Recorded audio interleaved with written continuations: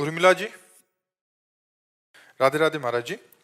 महाराज जी, मुझे बुढ़ापे की बहुत चिंता रहती है कि पता नहीं कितने कष्ट भोगने पड़ेंगे। इस वजह से प्रभु भक्ति में भी कम ही मन लग रहा है महाराज जी। अरे तो राधा राधा जपो। बुढ़ापा जैसे जवानी, जैसे बुढ़ापा, ऐसे मृत्यु आने वाली है। केवल बुढ़ापे से थोड़ी रुक जाएगा सिस्टम, फिर मृत्यु आने वाली है, फिर जन्म आने वाला है, फिर तो इसी क्रम को काटने के लिए तो हमें मानव देह मिला है। अब हम बुढ़ापे की चिंता न करें, प्रभु का चिंतन करें। जो तुम्हें नाम प्रिय हो, नाम जप करो। तुम थोड़ी बुढ़ापे में हो, शरीर बुढ़ापे में है। शरीर तो चला ही जाएगा, आज नहीं तो कल जाएगा, पक्का चला जाएगा। जवान का नहीं चला जाता क्या? 1 मिनट में जहां आयु पूरी हुई, चाहे एक्सीडेंट हो जाए या दिल फेल हो जाए, कोई ना कोई कारण बन जाता है। इसका नाम मृत्यु लोक है। हिंदी में बोले तो मैं तो काल का कसाई वाड़ा, काल का कसाई चाहे जितना हरी हरी घास चल रहे हो, गड़ासा भी तैयार हो रहा है। पक्की बात समझ लो, ना यहाँ कोई मित्र है, ना यहाँ कोई शत्रु है, ना कोई अपना है, ना पराया है। एक ही जगन नाटक वैभव परमात्मा नाटक कर रहा है। उसी को जान लो, उसी को स्वरूप में हो जाओ तो बस मुक्त है। नहीं तो एक भय, बुढ़ापे के बाद मृत्यु का भय, और मृत्यु के बाद फिर पुनरपि जननम पुनरपि मरणम पुनरपि जननी जठरे से। इसी चक्र को रोकने के लिए साधन धाम मोक्ष कर द्वारा पाई न जे परलोक सम्हारा, सो परत्र दुख पावई, सिर धुनि धुनि पछताए, काले कर्म ईश्वर मिथ्या दोष लगाए। कोई भय का विषय नहीं होता अगर भगवान से चित्त जुड़ जाए। केवल बातें बनाने थोड़ी होती, मैं स्थूल नहीं, मैं सूक्ष्म नहीं, मैं कारण नहीं, मैं ब्रह्म। केवल बातें वाला थोड़ी, उसका अनुभव किया जाता है। अब जैसे पूरे संसार में समय काट दिया, अब डर लग रहा है। एक सज्जन आए थे, यहां बैठे थे, उन्होंने कहा था हर वस्तु हमारे पास है, हर वस्तु। कोई बड़े अधिकारी थे, पदाधिकारी सब, पर मुझे एक डर लग रहा है कि सब छूटेगा, मैं मरूंगा। इसका क्या उपाय है? तो हम कहा अभी चांस है, राम राम कृष्ण कृष्ण हरि हरि राधा राधा भज लो, प्रभु का सुमिरन कर लो। अपने पुत्र के बहाने नारायण बुलाया तो भगवान के पार्षद आ गए और निर्भय पद प्रदान किया। और तुम जानकर नारायण बोलोगे, हरि बोलोगे, कृष्ण बोलोगे, शिव बोलोगे, तुम्हारा कल्याण नहीं हो जाएगा। हम कहा भगवान से बिना जुड़े परम लाभ नहीं मिल सकता। तो इसलिए हमारी प्रार्थना है कि बुढ़ापे का चिंतन मत करो, ये तो जाएगा, नाशवान शरीर है। भगवान का नाम जप कर लो। यही कलिकाल मलायतन मन कर देख विचार, श्री रघुनाथ नाम बिना ही नान आधार। भगवान के नाम के बिना मंगल होने वाला नहीं। खूब नाम जप करो।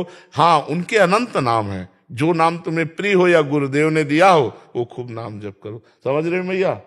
हाँ, डरो मत कि हमें शरीर को कष्ट भोगने पड़ेंगे। पता नहीं, अब बिना कष्ट भोगे चली जाओ। ऐसा भी तो हो सकता है कि राम राम जप रहे हो, कृष्ण कृष्ण जप रहे हो, दिल फेल हुआ, चले गए। 1 मिनट नहीं लगता कभी कभी, किसी को देखो ना, ऐसे हुए वो चले गए। तो हमको आगे की बात सोच के डरना नहीं, हमें वर्तमान के सेकंड को नाम में लगाना है। एक भी क्षण हम भगवान का विस्मरण न करें तो निर्भय निश्चिंत निष्ठोक हो जाओगे। पर भजन के बिना तो सब बेकार है। भजन के बिना तो हमें कुछ अच्छा नहीं लगता कि कोई भी निश्चिंत निशोक नहीं हो सकता। चिंता, शोक, भय, उद्विग्नता, विषाद, ये उसके जीवन में बने रहेंगे जब तक भजन नहीं करेगा। एक आई थी, यहां बैठी थी, वो कहती थी सब सुख है हमारे पास बड़े, पर मैं खुश नहीं हूं। हमें बहुत अच्छा लगा, बहुत अच्छा लगा। हम कहा हमारे शास्त्र जैसा कहते हैं, वो प्रमाण आप दे रहे हो। आप खुश नहीं हो क्योंकि एक भगवान को तुमने स्वीकार नहीं किया। एक भगवान को केवल स्वीकार ना करने का, सब कुछ होने पर भी कुछ नहीं है आपके पास। न ये रूप जाएगा आपके साथ, न वैभव जाएगा। इसलिए अंतरात्मा खुश नहीं है। वो तभी खुश होगी जब भगवान को अपना मान लो, जो है हमारे उनको मान लो, उनका भजन करो। तब लग कुशल न जीव को सपने हो मन विश्राम, जब लग भजत न राम को शोक धाम तज। तो यही तो दुखों को मिटाने के लिए हमारा मानव जीवन हुआ था। अब वो गृहस्थी संसार के राग में भगवान को भूल गए।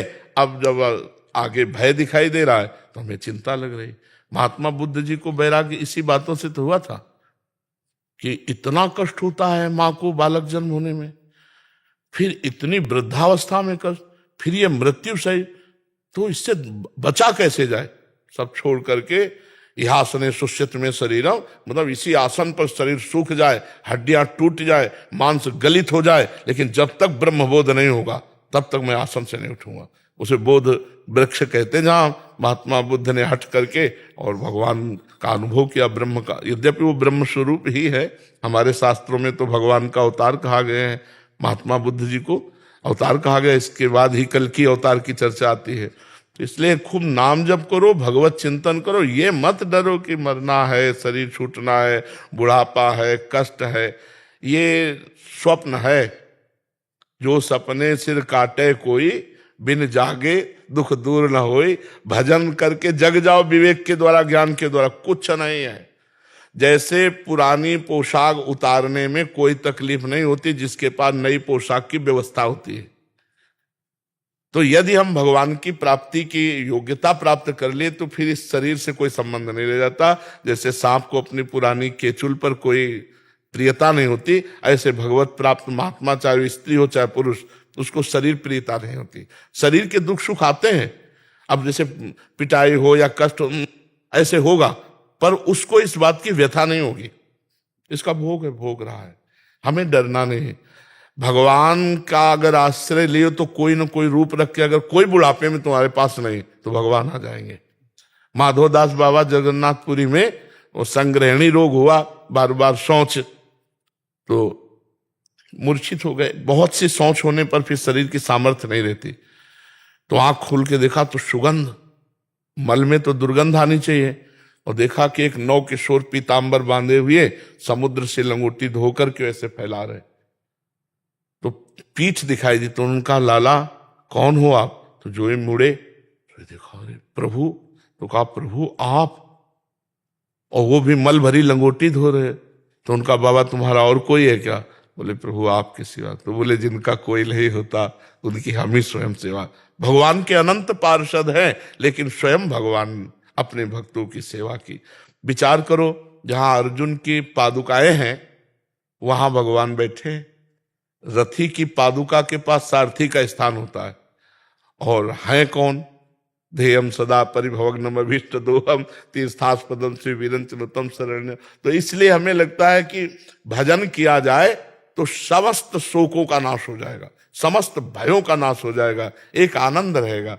अब मृत्यु से डर लगता है इसलिए क्योंकि हमने यहाँ जो जो प्रियता फैला रखी, मृत्यु सबका हरण कर लेगी, कुछ प्रियता नहीं रहने देगी। और अगर हमने सबकी प्रियता, सबकी ममता ताग बटोरी और मम पद मन बांध बड़ डोरी पहले ही कर लिया है, तो हमारी अटैची तैयार, चलने में कोई परेशानी नहीं। और जाना कहाँ ये भी हमें पता है, अपने प्रभु के पास जाना है, क्योंकि जीवन प्रभु को अर्पित किए। तो प्रभु, अब यहाँ प्रभु से हम अगर संबंध नहीं बनाया, भाव संबंध नहीं जोड़ा, और यहाँ भाव संबंध जोड़े हुए हैं, अब जाने में परेशानी होगी। मेरा मकान छूट जाएगा, बैंक बैलेंस छूट जाएगा, इतने प्यारे प्यारे परिवार के सदस्य छूट जाए, वो मृत्यु के भय से कांप उठता है।